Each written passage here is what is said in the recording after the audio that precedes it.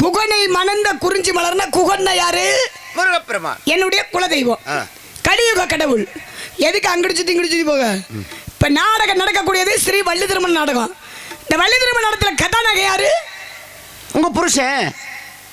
கோருங்க, உன் புருஷன் தாமா? என்ன சொல்றீங்க? உண்மைதானங்க? என்ன இந்த கேளுங்க. என்ன என் புருஷன்? கேள்வி கேட்கலாம்னு அவங்ககிட்ட கேட்டீங்கல்ல. என்ன என் புருஷன்? கதாநாயகன் யாரு? உங்க புருஷன். புருஷன்னு எடுத்துக்கிட்டா ஏற்கனவே திருமணமானால சொல்லுவாங்க. அப்புறம் புருஷர்கள். நீங்க என்ன சொன்னீங்க? ஸ்ரீ வள்ளி திருமணம். யாருக்கு? வள்ளிக்கு தான் திருமணம். அப்ப புருஷன் யாரு? நாங்க யார வேணாலும் எங்க பிடிச்ச. அப்படி கிடையாதுங்க. அப்படி கிடையாது. நீங்க அதுக்காக நீங்க உங்க சௌரியத்துக்கு உங்க சௌரியத்துக்கு அப்படி சொல்ல முடியாதுங்க. சௌரியத்துக்கு ஏன்டா பேச கூடாது? சும்மா எல்லாத்தையும் அப்படிதான் சொல்லுவேன் நானு. பேசுற மாதிரி ஏன்டா பேச கூடாது? அப்படிதான் பேசுவேன். கனகுமார் அவர்களே, கலையரசி அவர்களே, எங்கிட்டாவது வச்சுக்கோங்க, சரிங்களா? இன்னைக்கு வந்து நீங்க தானே, உங்ககிட்ட தானே வைக்க முடியும். விஷயத்தை கொடுங்க. சரி, இப்ப முருகப்பெருமான், நீங்க கதாநாயகன் முருகப்பெருமான் அப்படின்னா கதைக்கு நாயகன் யாரு? உங்க அப்பா. எங்க அப்பா நம்பி மண்ணு. நம்பி மண்ணு. சரி, இந்த முருகப்பெருமான் ஆகப்பட்டவர் கலியுக கடவுள். நம்ம கதையோட சாராம்சத்தை தொட்டுதான் உங்கள்கிட்ட கேட்குறேன். நீங்களாம் கேள்வி கேட்கலாம்னு சொல்லியிருக்கீங்கன்னு அவர் சொல்லிடுவார்ன்ற நம்பிக்கை இருக்கா உங்களுக்குலாம்? யாருப்பா அது? நன்றி நன்றி நன்றி. என் மேல நம்பிக்கை வச்சு சொன்னதுக்கு உங்களுக்கு நன்றி.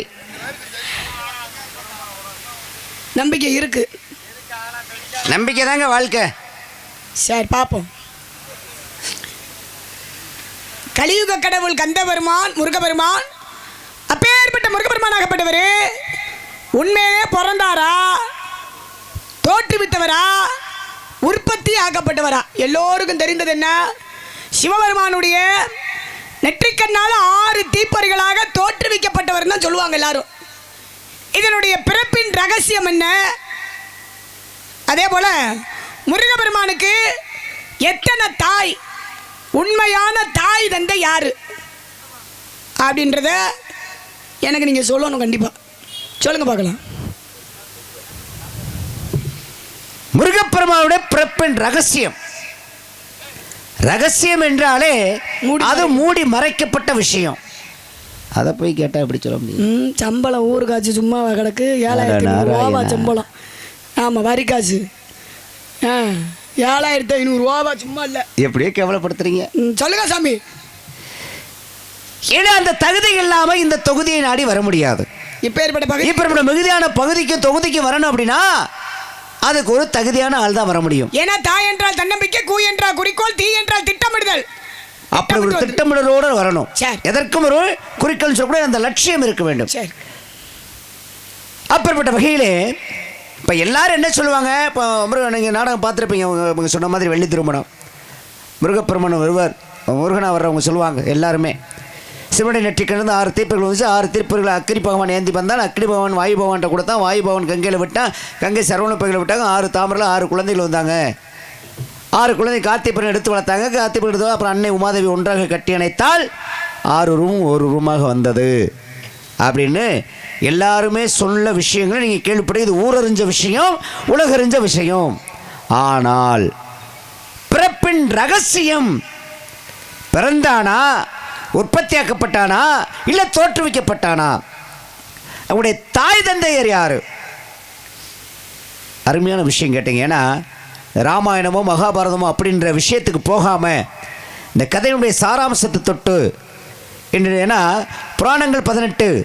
இந்த 18 புராணங்களில் மிக பெரியதொரு புராணம் என்ன அப்படின்னா ஸ்கந்தம் என்று சொல்லக்கூடிய இந்த கந்த புராணம். இந்த கந்த புராணத்திலிருந்து முதல்ல கேட்ட இந்த கேள்வியை கேட்ட காரணத்தினால உங்களுக்கு பாராட்டுதல்களையும் நன்றியும் நான் தெரிவித்துக் கொள்கின்றேன். சந்தோஷம். என்ன காரணம் அப்படின்னா சிவனுடைய நெற்றிக்கண்ணிலிருந்து 6 தீப்பொறிகள் வருகிறது. இந்த 6 தீப்பொறிகளையும் அக்கினி பகவான் ஏந்தி வருகின்றான். அந்த தருணத்திலே ஒரு குழந்தை உற்பத்தியாக வேண்டும் என்றால் அங்கே யாகம் நடத்த வேண்டும். இந்த யாகத்தை நடத்துவதற்கு தகுதியானவர்கள் யாரு அப்படின்னு யோசனை பண்ணி பார்க்கின்றார்கள். அப்பொழுது ஒரு யோசனை தோன்றுகிறது. சப்த ரிஷிகளை அழைக்கலாம் அப்படின்னு சொல்லி 7 முனிவர்களும் சிறப்புக்குரிய முனிவர்களை அழைக்கின்றார்கள். அப்படி சப்த ரிஷிகள் வரும் பொழுது அவருடைய மனைவிகளும் பின்னாலே வர்றாங்க. பாருங்க, கணவன் முன்னால் போகும்போது பொண்ணு மனைவி பின்னால் எங்கேயாவது ஒரு இடத்துல வந்துக்கிட்டு தான் இருப்பாங்க. அது மாதிரி அந்த 7 பத்திரிகளும் ரிஷி பத்திரிகளும் அங்கே வருகின்றார்கள். இதை பார்க்கின்றான் அக்னி பகவானாகப்பட்டவன். ஆஹா, அழகுன்னா அழகு. யார்கிட்ட சொல்கிறேன்?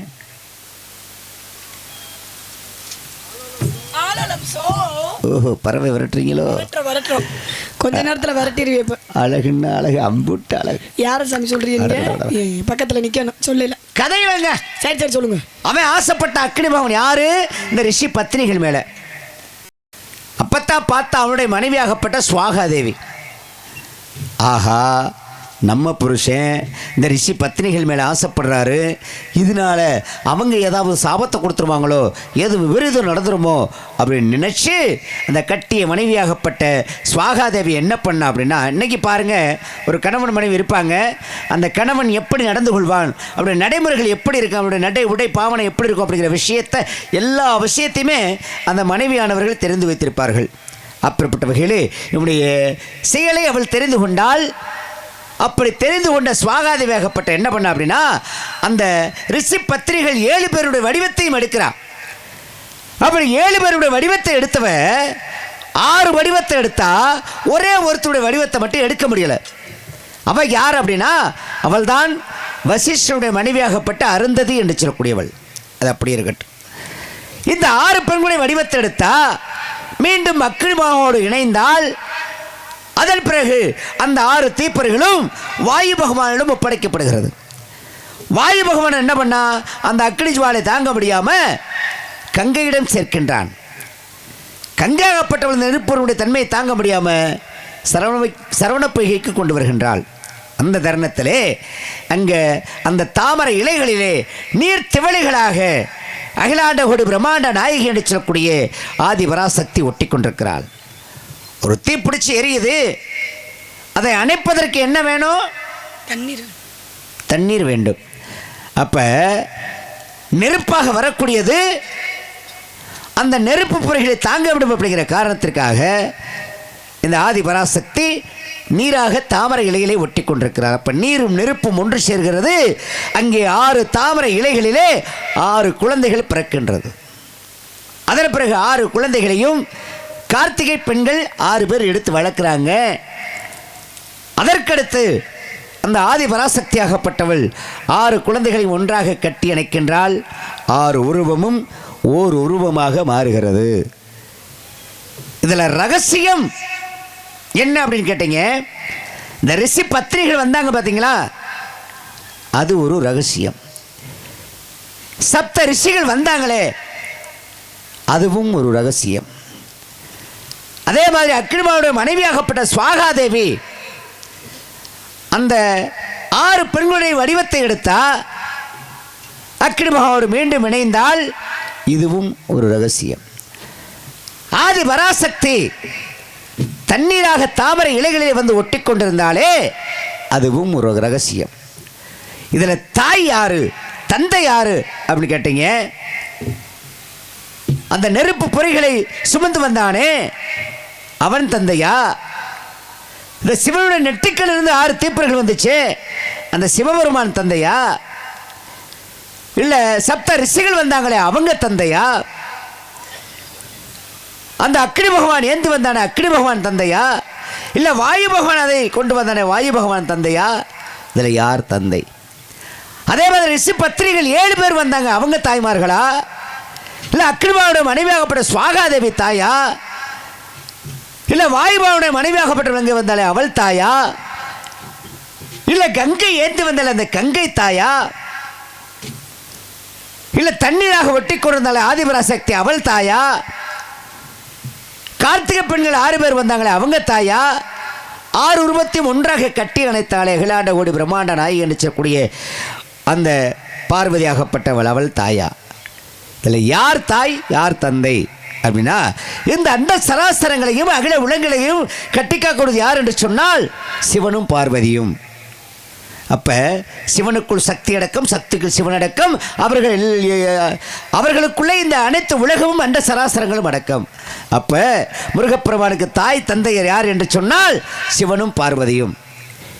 இதில் நெற்றிக்கல் இருந்து 6 தீப்பொறிகளாக தோற்றுவிக்கப்படுகிறார். அதன் பிறகு 6 தாமரைகள் இலைகளிலே குழந்தையாக பிறக்கின்றார். இதில் தோற்றமும் இருக்கின்றது, உற்பத்தியும் இருக்கின்றது, பிறப்பும் இருக்கின்றது. அதில் ஒரு விஷயம் சொன்னேன். 6 பெண்களுடைய வடிவத்தை எடுத்தா, ஆனால் ஒரே ஒருத்தருடைய வடிவத்தை மட்டும் எடுக்கல. அவ யார் அப்படின்னா, அவள் தான் அருந்ததி என்று சொல்லக்கூடிய. அதுக்கு தான் சொல்லுவாங்க, அம்மி மிதித்து அருந்ததியை பார்க்க வேண்டும் அப்படி சொல்லி. திருமணம் புதுசாக நடக்கிறவங்க ஏன் அம்மி மிதிக்கணும், எதற்காக அருந்ததியை பார்க்க வேண்டும்? இப்போ அம்மி மிதிக்கணும் அப்படின்னா, இந்த அம்மியாகப்பட்டது ஒரு கல். அதில் உப்பு, உரப்பு, துவர்ப்பு, கார்ப்பு எல்லாத்தையும் வச்சு அரைப்பாங்க. அப்படி அரைக்கும் பொழுது அந்த அம்மியாகப்பட்டது எப்படி அத்தனை தன்மையை தாங்கிக் கொள்கின்றதோ, அதே போன்று பிறந்த வீட்டிலிருந்து புகுந்த வீட்டிற்கு செல்லக்கூடிய பெண்கள் மாமனார் குடும்பம் இருக்கலாம், மாமியார் குடும்பம் இருக்கலாம், நாத்தனார் குடும்பம் இருக்கலாம், கொழுந்தனார் குடும்பம் இருக்கலாம், கொழுந்தியா குடும்பம் இருக்கலாம். இப்படி எத்தனை கொடுமைகள் இருந்தாலும் அந்த கல் எப்படி தாங்கிக் கொள்கின்றதோ, அதை போன்று அந்த குடும்பத்திற்கு சென்ற இந்த பெண்ணாகப்பட்டவள் அத்தனையும் தாங்கிக் கொண்டு குடும்பத்தை நகர்த்த வேண்டும். அருந்ததியை ஏன் பார்க்க வேண்டும்? என் நிலையிலும் தன்னிலை தவறாமல். ஒரு நேரத்தில் அவளுக்கு எப்படி அந்த பதவி கிடைத்துச்சு அப்படின்னா, சிவனாகப்பட்டவர் திகம்பரராக தாரகாவனத்திற்கு வருகின்றார். அங்கே உள்ள பெண்கள் அனைவரும் சிவனை பார்த்து ஆசைப்படுகின்றார்கள். அப்போ சிவன் நிர்வாணம் வரும்போது ஆசைப்பட்ட உடனே இந்த அருந்ததி அடிச்ச ஒரு பெண் மட்டும் என்ன பண்ணா அப்படின்னா, வந்திருப்பது சிவன் என்று அறிந்து கையெடுத்து வணங்குகின்றாள். இதை பார்க்கின்றார் சிவனாகப்பட்டவர். பெண்ணே, இங்குள்ள அனைத்து பெண்களும் என் மீது காம இச்சை கொண்டார்கள், ஆனால் நீ ஒருத்தி மட்டும் வந்திருப்பது சிவன் என்று அறிந்து கையெடுத்து வணங்கிய காரணத்தினாலே இன்று முதல் உனக்கு நட்சத்திர பதவியை கொடுக்கின்றேன். நீ இந்த புவி உலகம் இருக்கும் வரை அருந்ததி என்ற பெயரிலே நட்சத்திரமாக இருக்கிறது அப்படின்னு சொல்லி சிவனாகப்பட்டவர் அந்த பெண்ணுக்கு அன்று அருள் கொடுத்தார். அதனால தான் அம்மி மிதித்து அருந்ததியை பார்க்கின்றாள். அவள் எப்படி கற்பு நிலை தவறாமல் இருந்தாலோ அதை போன்று பிறந்த வீட்டிலிருந்து புகுந்த வீட்டிற்கு செல்லக்கூடிய பெண்ணாகப்பட்டவள் எந்நிலையும் தன்னிலை தவறாமல் கற்பு நெறியோடு பிறந்த வீட்டிற்கும் புகுந்த வீட்டிற்கும் பெருமையை சேர்க்க வேண்டும் அப்படிங்கிற காரணத்திற்காகத்தான் அம்மியை மிதித்து அருந்ததியை பார்க்கின்றார்கள். அப்போ பிறப்பும் இருக்கின்றது, உற்பத்தியும் இருக்கின்றது, தோற்றமும் இருக்கின்றது. இதுதான் அதற்குரிய காரணம். உண்மை என்ற ஒத்துக்குங்க, இல்ல மறுத்து பேசுங்க. என்னப்பா நம்பிக்கை, எங்களுக்கு நம்பிக்கை இருக்குன்னு சொன்னவங்களாம் பேசாம உட்காந்துருக்கீங்களே, சாமி சொன்ன பதில் உண்மையா சொல்லுங்க. ரொம்ப அமைதியா இருக்கீங்க, சொல்லுங்க உண்மையா? உண்மை இல்ல சாமி சொல்லிடுவாரு, எங்களுக்கு முழு நம்பிக்கை இருக்குன்னு சொன்னீங்கல்ல. அப்ப சாமி சொன்ன பதில் சரியான பதிலான்னு நீங்க எப்படி நீங்க என்ன நினைக்கிறீங்க? நாங்கள் தான் சொல்லுமா? சார் சார் ஆக பர்ஸ் எங்கள் அப்பா இப்போ பர்ஸ் கொடுப்பாரு. 1001 வச்சுருப்பார், எடுத்துகிட்டு வருவார் இப்போ. சரி, ஆக முருகனுடைய பிறப்பின் ரகசியம் என்னன்னு ஒரு கேள்வி கேட்டு, சாமி என்ன சாமி நீங்கள்? கருப்பே கருப்பே யாரு? தாய் தான். அப்ப அந்த பிள்ளை நல்லதா கெட்டதாங்கிற அறியக்கூடிய வகையிலே அது சிறப்புக்குரிய குழந்தையா வரணும்னா அது யார் கையில இருக்கு? தாயினுடைய கையில தான் இருக்கு. தாயினுடைய கை. எந்த குழந்தையும் நல்ல குழந்தை தான் மண்ணில் பிறக்கையிலே அது நல்லவராவதும் தீயவராவதும் அன்னை வளர்ப்பதிலே, அன்னை வளர்ப்பதிலே. நானாரு என்று தாளாட்ட இன்னும் யாராரு வந்து பாராட்ட, இந்த பச்சை கிளிக்கொரு செவ்வந்தி பூவை தொட்டிலில் கட்டி வைத்தேன், அதில் பட்டு துயிலுடன் அன்னச்சிறகினை மெல்லணையிட்டு வைத்தேன். நானாரு என்று தாளாட்ட இன்னும் யாராரு வந்து பாராட்ட. அப்ப அந்த தாய் தாளாட்டினால்தான் அந்த பிள்ளைக்கு ஒரு பெருமை ஏற்படும். அப்படிப்பட்டவர்களே, நீங்க பிள்ளையை கேட்டீங்க, நான் தாயை கேட்கிறேன். பாடல்லாம் நல்லா எட்டி பிடிச்சி அருமையாக பாடுறீங்க, நல்லா இருக்கு.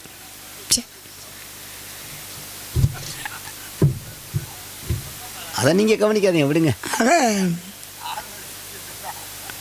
முருகபெருமான் ஆகப்பட்டவர் நன்றி நன்றி. பிறந்தாரா, தோற்றுவித்தாரா, உற்பத்தி ஆக்கப்பட்டவரா அப்படின்னு கேட்டதுக்கு தோற்றுவிக்கப்பட்டவர்னு அருமையான ஒரு விளக்கம் கொடுத்துட்டு, தாய் இல்லாமல் பிள்ளையா அப்படின்ட்டு ஒரு பாடல் வேற அருமையாக பாடி அதை சுட்டி காமிச்சு எல்லாம் எடுத்து கொடுத்தீங்க. இப்போ மதுரை ஆளக்கூடியவள் மீனாட்சி, காஞ்சி ஆளக்கூடியவள் காமாட்சி, காசி ஆளக்கூடியவள் விசாலாட்சி, எத்தனையோ தெய்வம் இருக்காங்க. ஆனால் மதுரைக்கே படியெடுக்கக்கூடியவள் என் தாய் மீனாட்சி ஆகப்பட்டவள். அவள் பிறந்தாளா, உற்பத்தியாகப்பட்டவளா, தோற்றுவிக்கப்பட்டவளா அப்படின்னா நம்ம தோற்றுவிக்கப்பட்டவங்க. மலையதோஜ பாண்டியனுக்கும் காஞ்சன மாலைக்கு தோற்றுவிக்கப்பட்டவள். எப்படி தோற்றுவித்தாங்க அப்படின்னா, அவங்களுக்கு குழந்தை இல்லை. குழந்தை இல்லாத காரணத்தினால ஒரு யாகம் வளர்க்குறாங்க. யாகம்னா என்ன யாகம்? அஸ்வமேதி யாகம்னுவாங்க. அஸ்வம் என்றாலே குதிரை. இல்லை, ஒரு விஷயம், இப்போ குழந்தை இல்லை அப்படின்னாலே புத்திர காமேஷ்டி யாகம் அப்படின்னு தான் வளர்ப்பாங்க. அதுக்கப்புறம் இவங்க ஏன் அஸ்வமேத யாகத்தை வளர்த்தாங்க? கொஞ்சம் சொல்லிக்கிறேன், பேசிக்க சொல்லுங்க. ஏன்னா இவங்க வந்து மலையதோஷ பாண்டியன் கதையை கேளுங்க நாம சார். ஜெயனத்தில் இருக்கிற பாட்டை நாராயணன் பாறுகடல்ல பள்ளி கொண்டியா எந்திரிச்சு உட்காருப்பே. பாட்டை நாராயணன் படுத்திருக்க மாதிரி படுத்திருக்கிறாரு, அவ்வளோதான். மலையதோஷ பாண்டியனும் காஞ்சனமாலையும் 100 யாக வளர்க்குறாங்க. 100 யாகம் அஸ்வமேதியாக வளர்க்கின்ற பொழுது இந்திரனாகப்பட்டவர் அவர் தான் வந்து தடுக்கிறாரு. நீங்க 100 யாக வளர்க்கக்கூடாது, அதாவது 99 யாக வளங்க. குழந்தை இல்லை அப்படின்னா புத்திரகாமஸ்தியாக வளங்க அப்படின்னு மலையதோஷ பாண்டியன் இந்திரனாகப்பட்டவர் வந்து தடுக்கிறாரு. அஸ்வமேதியாக வளர்க்கக்கூடாது, புத்திரகாமஸ்தியாக வளங்க, 100 யாக வளர்க்காதீங்க, 99 யாக வளங்க, உங்களுக்கு குழந்தை கிடைக்கும்ன்றாரு. ஏன் அப்போ வந்து 100 யாக வளர்க்கக்கூடாது, 99 யாக வளங்கன்னு ஏன் சொல்றாரு அப்படின்னா, இந்திரனுடைய பதவி பறிபோயிருமா? யாருக்கு? இந்திரனுக்கு. அதாவது இந்திரனுடைய பதவி வந்து மலையதோஷ பாண்டியனுக்கு போயிருமா. அதனால இந்த பதவி பறிபோயிருன்ற காரணத்தினால அவர் வந்து தடுக்கிறாரு. பதவியை தக்க வைக்கிறதுக்காக, பதவியை தக்க வைக்கணும் அவர் வந்து தடுக்கிறாரு. 99 யாகம் புத்திரகாமஸ்தி யாக வழங்கன்றாரு. அந்த புத்திரகாமஸ்தி யாகத்தால தான் தோற்றுவிக்கப்பட்டவள் யாருன்னா என் தாய் மீனாட்சி ஆகப்பட்டவள், தடாதகை பிராட்டியார். அவள் தோற்றுவிக்கும் பொழுது 3 கொங்கையோட, 3 வயதோட, கிளி கொண்டையோட, நகை அணிகளனுடைய தோற்றுவித்தவள் என் தாய் மீனாட்சி ஆகப்பட்டவள், தடாதகை பிராட்டியார். மீனை போல விழித்து கொண்டதெல்லாம் மீனாட்சி. ஏன்னா மீனுக்குத்தான் இமைகளே கிடையாது. அப்பேற்பட்ட தூங்காநகர்னு ஒரு பேர் உண்டு, கட்டபவனம்னு ஒரு பேர் உண்டு, மதுரைக்கு நிறைய பேர் இருக்கு, அப்படி சிறப்புகள்லாம் நிறையா இருக்கு. அதே போல இந்த மீனாட்சி ஆகப்பட்டவள் பிறந்தாளா, தோற்றுவித்தாளா, உற்பத்தி ஆகப்பட்டளா, புத்திரகாமஸ்தி யாகத்தால தோற்றுவிக்கப்பட்டவள் மலையதோஷ பாண்டியனுக்கும் காஞ்சனமாலைக்கும். இதான் நீங்க கேட்டதுக்குரிய காரணம். ஒரு விஷயம் சொன்னீங்க இல்லையா, தடாதகை பிராட்டி அப்படின்னு 3 கொங்கையோட பிறந்த. கொங்கைனா என்னங்க? சம்பளம் கேட்கறதுல 8000 ஓவா சொல்லுங்க, சும்மா இல்லை, ஊர் வரிக்காசு.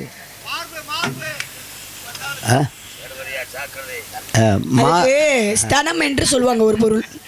இந்த எங்க தலைவர் இருங்க, ஸ்தனம்னா உங்களுக்கு தெரியுமா தலைவரே? ஒரு விஷயம் என்னன்னா, ஒரு பெண்ணு எதுக்கு ஆமா போடணுமோ அதுக்கு தான் ஆமா போட முடியும், எல்லாத்தையும் பேசிட முடியாது. நெருப்புனா சுடவா? அப்படி கிடையாதுல்ல. இந்த நீங்க சொல்றீங்களே, அங்க ஒரு ஐயா சொல்லிட்டு அவர் சொல்லுவார், அதுக்காக நான் போய் பேச முடியுமா? சரி, இப்ப 3 கொங்குல பிறந்தாங்கன்னு சொன்னீங்க இல்லையா, அதுக்கு மாற்று பெயர் அப்படின்னா மறுபொருள் அப்படின்னா ஸ்தனம் என்று சொல்லுவாங்க. ஏன் அது அந்த 3 இருந்துச்சுல, அது தெரியும். ஒண்ணு எப்ப மறைஞ்சிச்சு? இந்த வார்த்தையை கேட்காதீங்க எந்த மேடையிலையும். ஏன்? அது எங்க பாருங்க, இப்படிலாம் பேசினா அப்படித்தாங்க பேசுவேன். இப்படி பேசுனீங்கன்னா அப்புறம் நான் அதை பார்க்கலாம். வேணா சும்மா என்னை கோவப்படுத்த கூடாது, கதையை மாத்தி விட்டுவிடுவேன். பாப்பேன் என்ன பாப்போம் பேப்போம். ஒண்ணு எப்பங்க மறைஞ்சிச்சு? சிவபெருமான் பார்த்த காம பார்வையால ஒண்ணு மறைந்து விட்டது. சிவபெருமான் எங்க பார்த்தாரு? கைலங்கிரியில. அப்படி சொல்லுங்க. சரி, ஒண்ணு மறைஞ்சிச்சுன்னு சொன்னீங்க இல்லையா? ஆமா. அந்த மறைஞ்ச ஒண்ணு இப்ப எங்க இருக்கு? டேய் மண்டை உடைச்சு பேச போயா நீ, என்ன கால் குட்டியா? சார், அதாவது இந்த 3 ஸ்தானம் என்று சொல்லுவாங்க, அதில் ஒன்று மறைக்கப்பட்டது. அது எங்கே மறைந்தது, இப்போ அது எங்கே இருக்குது அப்படின்னம்னா, பொதுவாகவே இந்த ஆலயம்னு ஒன்று இருக்குன்னா அதுக்கு முன்னாடி ஒரு வட்ட வடிவம் இருக்கும்ல, பலிபீடம் சொல்லுவாங்க, அதுக்கு பேர். அதுதான் அதை குறிக்கின்றதுன்னு சொல்லுவாங்க. பள்ளி விடணும் எல்லாம் போய் அங்கே போய் பள்ளி விடுறதா ஆடு கோழி எல்லாம் அப்படி விட்டுறதா கிடையாது. அங்கதான் வந்து தெய்வத்தை வணங்குகின்ற பொழுது கற்பூரம் ஏத்துவாங்கன்னு சொல்லுங்க அந்த இடத்துல போய் கற்பூரம்னாலே என்னுடைய கற்பு பரிபூரணமாக இருக்கக்கூடியது அப்படின்னு சொல்லி தான் அந்த கற்பூரத்தை ஏத்துறாங்க. நான் செய்யக்கூடிய நல்லது கெட்டது அனைத்தும் இந்த இடத்துல விட்டுட்டு போறேன். எப்படி நல்லது கெட்டது நல்லது இதுக்கு விட்டுட்டு போறோம் இருக்கட்டுமா அந்த இடத்துல நல்லதுன்னு ஏன்னா இப்ப தீமைகள் இருக்குன்னு வச்சுக்கியா மலைகளவு பாவம் செய்திருந்தாலும் அதை கடுகளவு சிறிதாக்கு அப்படி கூட சொல்லுங்க. கடுகளவு நன்மை செய்திருந்தாலும் மலையளவு பெரிதாக்கு அந்த மாதிரி ஒரு விஷயம் இருக்கு. ஆமா இப்ப நீங்க கேட்டது என்ன அப்படின்னா புத்திரகாம தியாகத்தால அவங்க தோற்றுவிக்கப்பட்ட விஷயத்த சொல்லியிருக்கேன். அதுக்கப்புறம் எப்ப மறைஞ்சிச்சு நீங்க அதுக்கும் சொல்லியிருக்கேன். அது எந்த இடத்துல இருக்கு அப்படின்னா அந்த ஆளை அப்ப நீங்க சொன்னது சொல்லியிருக்கேன். பொய். என்ன பொய்? ஐயோ பொய்னா சொல்லியா போதும் அதுல அட இல்லைன்னு சொல்ல வந்தேம்மா. அப்பா அலிப்பி பொய் இல்லைன்னு சொல்ல வந்தேன். நீங்க அவசரப்படுறீங்க. சரி ஒரு பாராட்டு கொடுங்க. போதும் உங்க பாராட்டு பத்திரம். அது நான் என்ன இது நான் நினைக்கிட்டு இதில் அங்கிட்டு வர ஒரு ஆள் யார் அது சொன்னது? அவர் வந்து அம்மா அப்போதான் ஒரு படம் போட்டு காமிக்கிறாரு. அதில் என்ன இருக்கு? சரி முத்துமணி மாலை வாங்கப்பா உள்ளாங்காலி ஓடியாங்க. சரிங்க சார். சரி அருமையா பேசுறீங்க. நல்ல கருத்துக்கெல்லாம் சொல்றீங்க. நீங்க வந்த விஷயம் நீங்க நடந்தக்கூடிய பருவம் அப்படின்னு எடுத்துக்கிட்டா பெண்களுக்கு பருவம் இருக்கு, ஆண்களுக்கு பருவம் இருக்கு, பெண்களுக்கு 7 வகை பருவம் இருக்கு. என்னென்ன? பேதை பதுமை மங்கை மடந்தை அறிவை தெளிவு பேரலம் என்று சொல்லக்கூடிய 7 வகை பருவம் இருக்கு. நீங்க அடைந்திருக்கூடிய பருவம் 3வது பருவம் மங்கை பருவம் சாமி. அழகுள்ள பருவம். சரி என்ன அந்த அழகுள்ள பருவத்துக்கும் உருவத்துக்கும் சரி தகுந்த மாதிரி உனக்கு புருஷன் என்னவா? நான் தான் வாயை பிடிச்சி டர்றன்னு கிழிச்சு பிடுவி. சரியா ஒழுக்கமாக பேசிக்கிறோம். நீ என்கிட்ட பேசல. உனக்கு புருஷன் நான் தானே மூவாசி வருத்தவர் தானே. சாமிக்கு கொஞ்சம் சவள புத்தி இருக்கும் போல. நான் தான் உனக்கு புருஷன். யாருங்க தேவையில்லாத பேச்சு பேசுனீங்கன்னு வைங்களே பார்த்துட்டு வந்திருக்கேன்னு சொல்ல வந்தேம்மா. ஒழுக்கமா மரியாதையா நாரதர் மாதிரி பேசணும். நாரத்தனமா என்கிட்ட வந்து பேசுனீங்க. நான் தான் உனக்கு புருஷன். என்ன இப்ப ஒரு பெண்ணுக்கு வந்து பெண்ணை பெற்றெடுத்த தந்தை ஒரு புருஷன், அவள் கூட பிறந்த சகோதரன் ஒரு புருஷன்.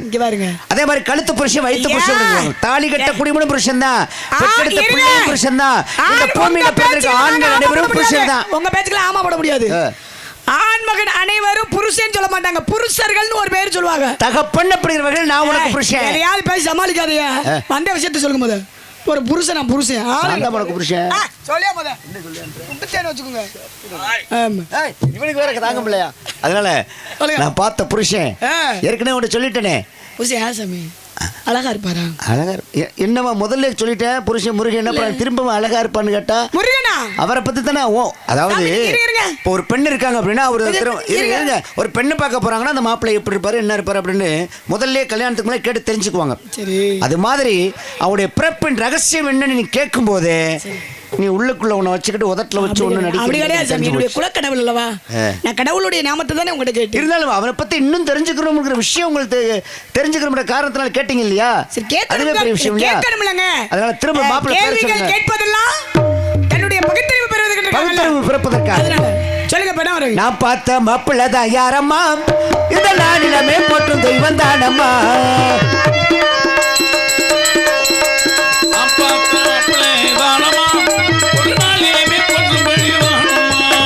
கல்யாணம் செய்ய போறான் பாரமா, புதகிழமை பேரு கந்த சாமி தானம்மா. பழனியிலே பாடமுருகனம்மா, திருச்செந்தூரிலே சுப்பிரமணியனம்மா. சாமி நம்ம சாமி, அவன் பேரு கந்த சாமி.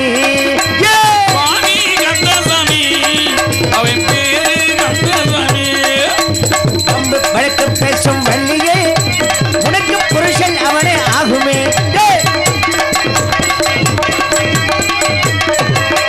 சும்மா வாயால் சொன்னால் போதுமா? அட உன்னில் முருகன் இருக்கா தெரியுமா? தந்தைக்கு உபதேசம் செய்தவனம்மா, தமிழுக்கு அவர்தான் தலைவனம்மா. பாத யாத்திரை பக்தர்களுக்கு, வெற்றிவேல்வர்களுக்கு, கதவேல்வர்களுக்கு, கதிவேல்வர்களுக்கு அரோகரா அரோகரா. தந்தனுக்கு வேல் வேல் முருகனுக்கு வேல் வேல், தந்தனுக்கு வேல் வேல் முருகனுக்கு வேல் வேல்.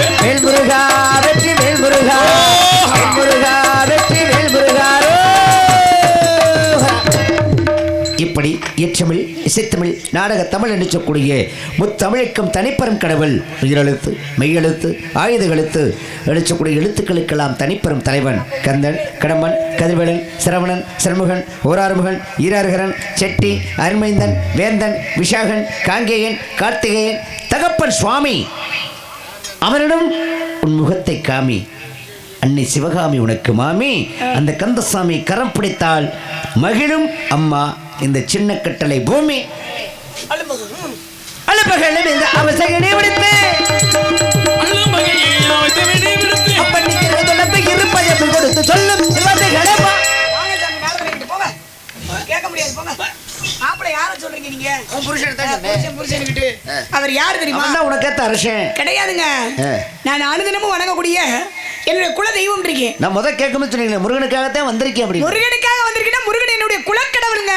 அப்ப முதல்ல அப்ப சொன்னது வள்ளி திருமணம் சொன்னது அது வள்ளி திருமணம்னா எனக்கு இங்க பாருங்க நீங்க ஆரம்பத்துல சொன்னீங்க. நான் சொன்னேனா குகனை நான் மாத்தி சொன்னேன். குகனை மணந்த குறிஞ்சி மலர் அப்படினே குகனை வேடம் தேடியமான் அப்படிலாம் பார்த்தா கதை எல்லாருக்கும் தெரியும். சொல்லி பேசுனா கதையே முடிஞ்சு போயிடும். நீங்க தானே சொன்னீங்க நான் சொல்லலையே. முடிய மாப்பிள்ளை முருகன் இருக்கீங்க. அவர்தான். உங்க தொழில் என்ன? காணம் பாடுவது. காண மட்டுமா? கலகம் பண்ணுவேன். கலெக்டர் உத்தியம். கலெக்டர் உத்தியம் நான் கலெக்டர் இருப்பேன். நல்லா இருக்கிற குடும்பத்துல மாவட்டத்துக்கு சண்டையாளத்து விடுறது ஒரு பெரிய கலகம் வேற. அந்த தொழிலாம் சரி. எப்ப நாரதர் கொஞ்ச நாளா ஒரு வேலை பார்த்துக்கிட்டு இருக்காருல்ல கேள்விப்பட்டீங்களா? என்ன வேலை சொல்லிருந்தேன். நான் அப்பலாம் பார்க்கலப்பா. பாக்குறாரு. இல்லடா பார்த்தது கொடுக்கறாரியா? நாரதர் கூட்டி கொடுக்கறாரு. ஊட்டி ஊட்டி ஊட்டியா ஊட்டி ஊட்டிக்கு என் மனசுக்கு பிடிச்ச ஆளத்தான் கூட்டிட்டு போவேன். அவதான் உன் புருஷன். கூட்டி ஊட்டி நீ ஏன்டா வாயை தொங்க விடுற? கூட்டி கூட்டி ஊட்டி ஊட்டி கூட்டி குடி குடி ஊட்டி ஊட்டி கூட்டி கொடுப்பாதுங்கள் கோத்திட்டு முறையா போதையா குட்டி கொடுமை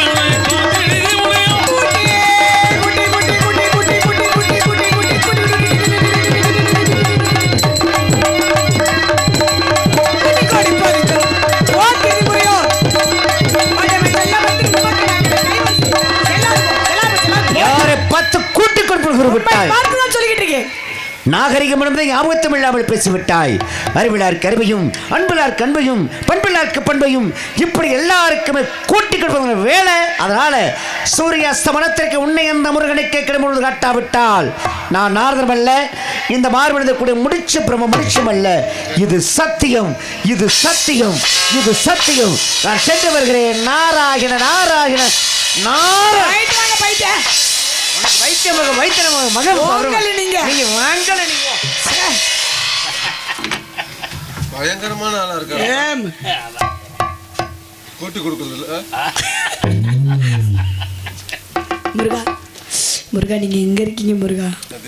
நீ நோக்கத்துல தானே சொல்லி இருந்திருக்க. அவர் சொன்னது கரெக்ட் தாத்தா.